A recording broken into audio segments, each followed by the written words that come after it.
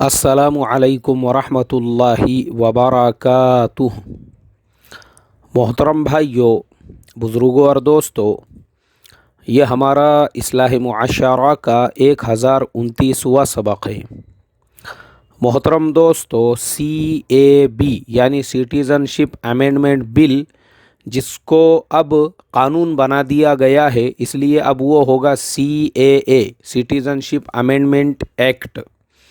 उसके अगेंस्ट में पूरे देश के अंदर कश्मीर से लेकर तो केरला तक और इसी तरीक़े से नॉर्थ ईस्ट से लेकर तो गुजरात तक पूरे मुल्क के अंदर उसकी मुखालिफत हो रही है। और उसके अगेंस्ट में जो प्रोटेस्ट किए जा रहे हैं, नॉर्थ ईस्ट से हम शुरुआत करते हैं। नॉर्थ ईस्ट में क्योंकि इंटरनेट की सेवाएं बंद कर दी हुई है, तो बाकी दुनिया को पता नहीं चल पा रहा है कि नॉर्थ ईस्ट के हालात फ़िलहाल कैसे हैं। लेकिन हमारे सूत्रों से हमको जो जानकारी मिली है, उसके मुताबिक 5 लोगों की गोली लगने की वजह से जान जा चुकी है और 14 लोग वो हॉस्पिटल के अंदर एडमिट है। उसके बाद हम आते हैं दिल्ली जामिया मिल्लिया इस्लामिया के अंदर जो बर्बरता पुलिस की तरफ से की गई थी, उसकी मुखालिफत में और उसकी मज़म्मत में हमारे देश के अंदर जिस तरीक़े का इत्तेहाद, जिस तरीक़े की एकता सामने आई है, वो पूरी दुनिया के लिए एक मिसाल है। जामिया मिल्लिया इस्लामिया, जिसके साथ में इस्लाम का नाम जुड़ा हुआ है, उसके बावजूद बड़े खुशी की बात यह है कि देश की अलग अलग यूनिवर्सिटीज़, यहाँ तक के बनारस हिंदू विश्वविद्यालय के स्टूडेंट्स ने भी रोडों पे रास्तों पे निकलकर प्रोटेस्ट किया। और इंडिया की तकरीबन हर स्टेट की जो बड़ी बड़ी यूनिवर्सिटीज़ है और जो विश्वविद्यालय हैं, वहाँ के स्टूडेंट्स रोडों पे रास्तों पे निकले और जामिया मिल्लिया इस्लामिया के स्टूडेंट्स के ऊपर पुलिस ने जो बर्बरता की, जो उनके ऊपर जुल्म किया, जिस तरीक़े से लाइब्रेरीज़ के अंदर घुस घुस कर लड़कियों को मारा गया और जिस तरीक़े से पीटा गया और कैंपस के अंदर पुलिस की तरफ से जो जुल्म ज़्यादती की गई, पूरे इंडिया के जितने भी स्टूडेंट्स थे और बड़ी बड़ी यूनिवर्सिटीज़ के जो तलबा थे, उन्होंने उसकी मज़म्मत में धरने दिए, आंदोलन किया, मार्च निकाले और उन्होंने अपनी आवाज़ को रेस करके ये कहा कि किसी भी स्टूडेंट्स के ऊपर किसी भी किस्म के जुल्म और तशद्दुद को बर्दाश्त नहीं किया जाएगा। ये पूरा जो वाक़या हुआ, इस वाक़ये से हमको एक बहुत बड़ा सबक मिलता है और वो सबक ख़ास तौर पर उन लोगों के लिए जो हिंदू और मुस्लिम के नाम पर इस देश को डिवाइड करना चाहते हैं। उन लोगों के मुंह पर ये बहुत बड़ा जूता और तमाचा है कि जामिया मिल्लिया इस्लामिया के स्टूडेंट्स के ऊपर जो बर्बरता की गई, उसके विरोध में जिन्होंने आंदोलन किया, उन स्टूडेंट्स ने ये नहीं देखा कि ये हिंदू है, मुसलमान है, सिख है, ईसाई है, क्रिश्चियन है, बुद्ध है, किस समाज से है,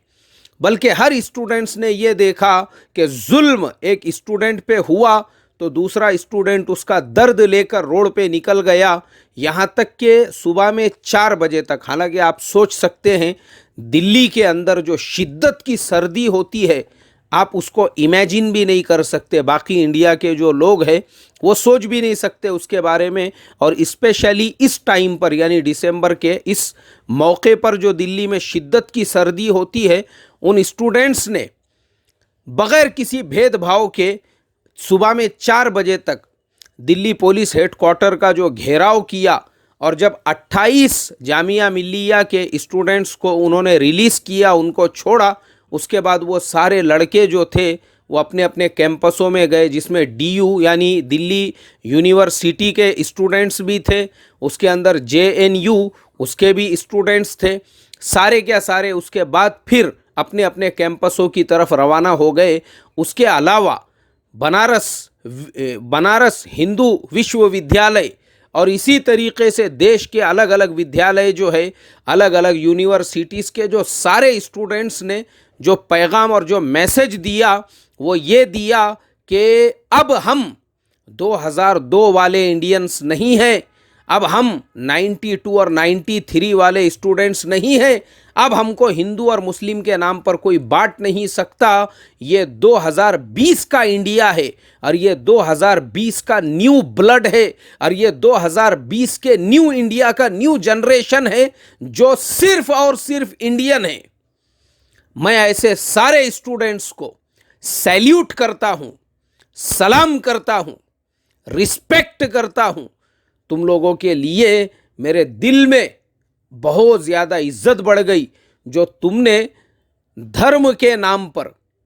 और मज़हब के नाम पर मुल्क को बांटने का काम करने वाले थे। उनको ये मैसेज दे दिया कि अब तुम हमको धर्म के नाम पर बांट नहीं सकते हो।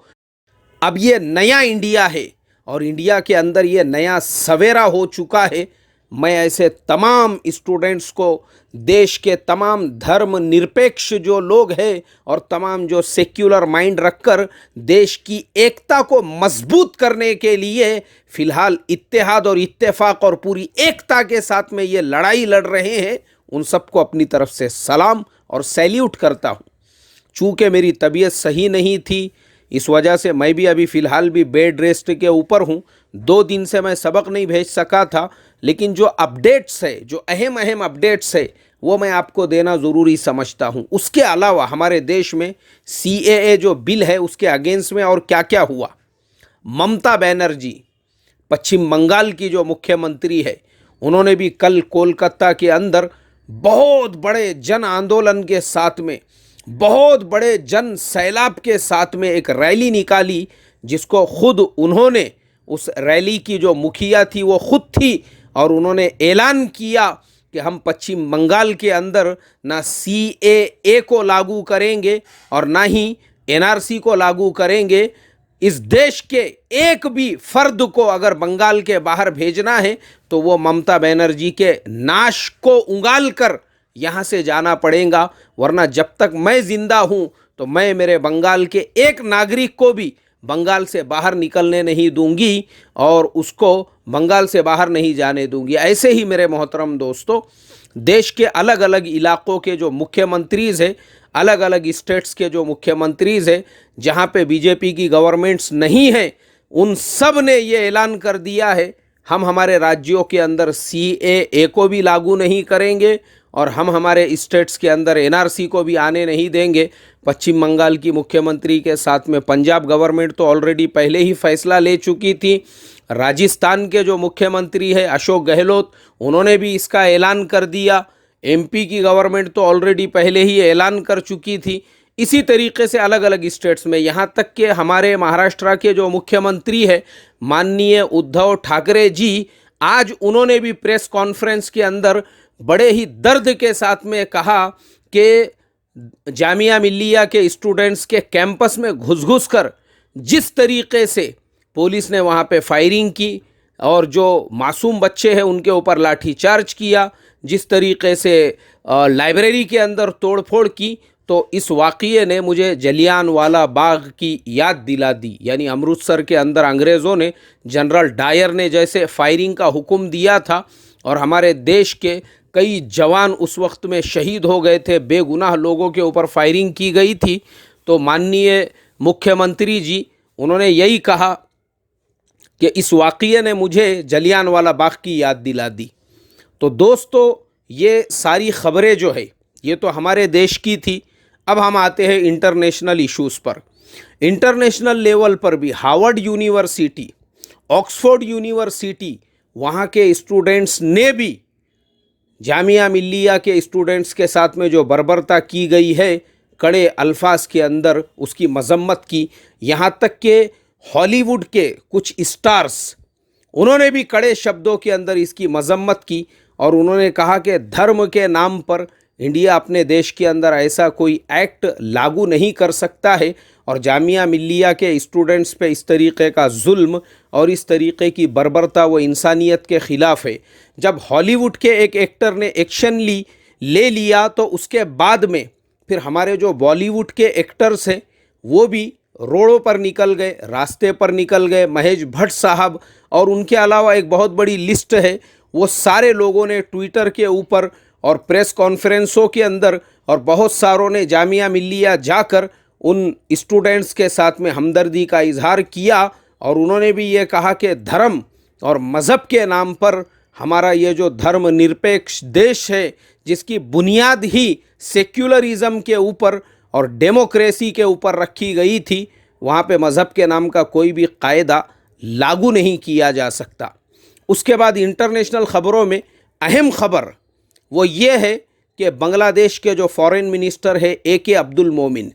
उन्होंने इंडियन गवर्नमेंट से ये कहा है कि आप लोग बार बार ये कह रहे हो कि इंडिया के अंदर जो बांग्लादेशी घुसपैठिए है या जो बांग्लादेशी है, तो उन्होंने कहा कि ठीक है, ऐसे जितने भी बांग्लादेशी आपके देश में अगर है उनकी लिस्ट हमको दे दीजिए, हम हमारे देश के नागरिकों को हमारे देश में लेकर जाएंगे और हम उनको अपने यहाँ पर सिटीज़नशिप देंगे। फिर बांग्लादेश के एक और मिनिस्टर ने ये कहा कि बांग्लादेशी तो कोई इंडिया में नहीं आता है, लेकिन इंडिया के ही लोग मुफ्त का, फुकट का और फ्री का खाना खाने के लिए बांग्लादेश आते हैं। अब हम भी हमारे बांग्लादेश के अंदर सर्वे करेंगे और यहाँ पर इलीगल तरीके से रहने वाले जितने इंडियंस थे उनको उनके देश वापस भेज दिया जाएगा। तो दोस्तों, ये थी कुछ आज की अहम खबरें। तो मैं यहीं पर अपनी आज के सबक को ब्रेक देता हूँ। थोड़ा सा मेरे लिए दुआ करें, अल्लाह ताला मुझे भी सेहत कामिला आजिला आमिला नसीब फरमाए। अस्सलामु अलैकुम वरहमतुल्लाहि वबरकातुहू।